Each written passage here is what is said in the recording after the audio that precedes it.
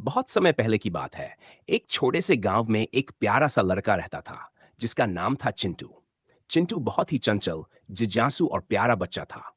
उसे सबसे ज्यादा खुशी तब मिलती थी जब वो शाम को छत पर जाकर पतंग उड़ाता। एक दिन गांव में एक बूढ़े बाबा आए। उनके पास एक बड़ी सी लकड़ी की पेटी थी। गांव के बच्चों को बड़ी उत्सुकता हुई, इस पेटी में क्या है। लेकिन बाबा ने मुस्कुरा कर कहा, यह जादू की चीज है जो सिर्फ सबसे सच्चे दिल वाले बच्चे को ही मिलेगी।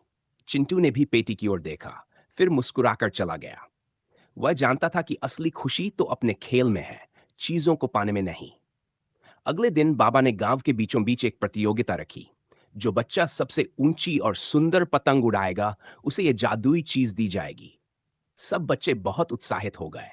सबने नई नई पतंगे खरीदी, ढेर सारी डोर और चमकीले कागज लाए। लेकिन चिंटू के पास तो पुरानी पतंग थी, थोड़ी फटी हुई। वह थोड़ा उदास हुआ, लेकिन फिर उसने सोचा, अगर मैं अपने हाथों से इस पतंग को ठीक करूं तो ये और भी खास बन जाएगी।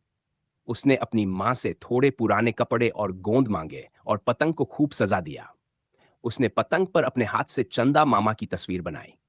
फिर उसने कहा, चंदा मामा, आप मेरी पतंग को आशीर्वाद देना।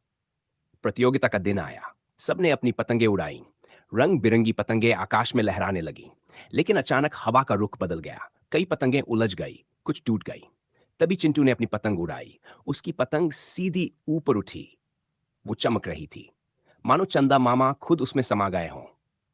हवा उसके साथ खेल रही थी, जैसे कोई अदृश्य शक्ति उसे ऊपर लिए जा रही हो। गांव के सब लोग हैरान रह गए। बाबा की आंखों में चमक आ गई।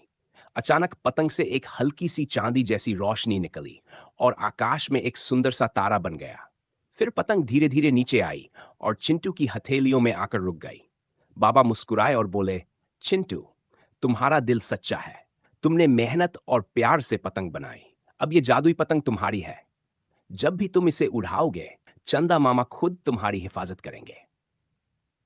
उस रात चिंटू अपनी जादुई पतंग को सीने से लगाकर सो गया।